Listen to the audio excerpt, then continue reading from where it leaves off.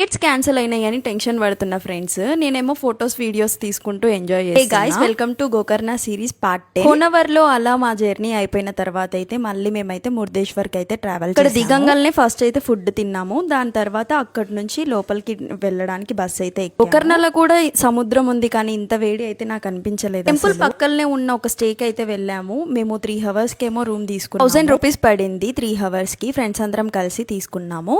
ఇంకా అక్కడే రెడీ అయిపోయాము. మైండ్లో చాలా థాట్స్ ఉండే, చాలా వీడియోస్ ఫొటోస్ తీసుకోవాలని.